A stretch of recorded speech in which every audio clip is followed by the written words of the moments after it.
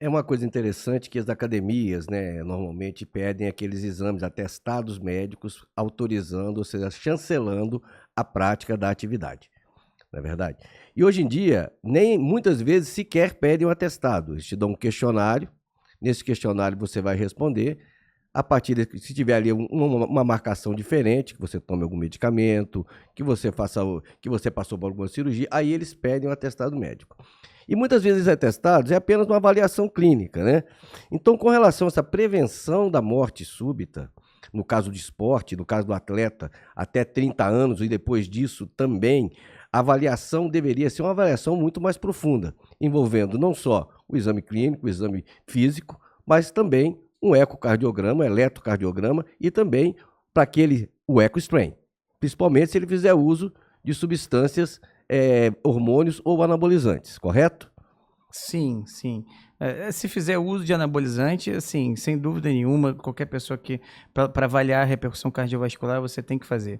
O que acontece é que as recomendações são muito conservadoras, tanto americana quanto europeia, para iniciar, atividade física, elas pedem muito pouco, né, se pede o eletro no máximo, né, porque a recomendação é algo que deve nortear a conduta do médico, mas tem que ser entendido que ela leva, às vezes, em consideração aspectos populacionais, né? E, assim, um evento trágico, para aquela pessoa que sofreu uma morte súbita para a família dela, eh, a nível populacional, aquilo não é extremamente significativo, né? Então, assim, as recomendações são muito conservadoras, né?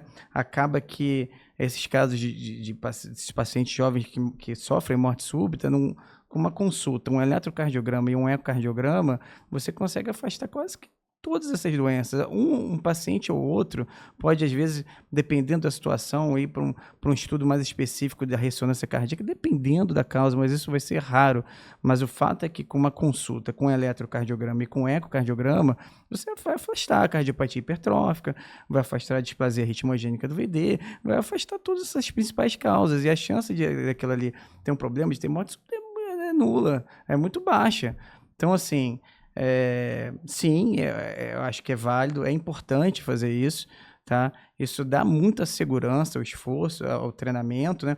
São doenças que elas se manifestam de maneira perigosa no treinamento, no esforço, para doenças que ficam silenciosas há muitos anos, né? E quando o cara vai praticar atividade física, aquilo ali se manifesta de maneira trágica, né? Então, sim, vale muito a pena. É preciso ser feita uma avaliação uma avaliação que não é uma avaliação sofisticada, né?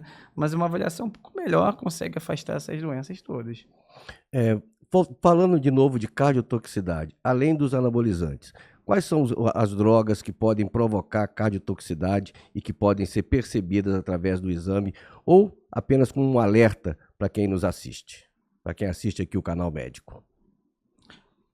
Assim, a cardiotoxicidade, ela, assim, ela alavancou muito o strain, né? E ela começou na cardio-oncologia, né? A gente conseguia ver o paciente que fazia quimioterapia, né, com doxorubicina, com ciclofosfamida, e a gente via cardiotoxicidade ali, o eco era normal, aí o cara chegava cansado, você não sabia se aquilo ali era da quimioterapia, ou se havia algum problema, né?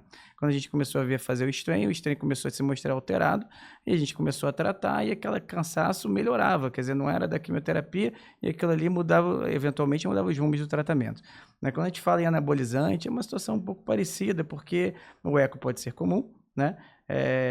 A gente vê assim essa questão da polifarmácia, o cara mistura tudo, isso é o que realmente agride, que a gente tem mais convicção, que a gente vê que dá ruim mesmo, né? Que é essa polifarmácia. É, é isso, acho que eu respondi. Sim, sim, respondeu sim.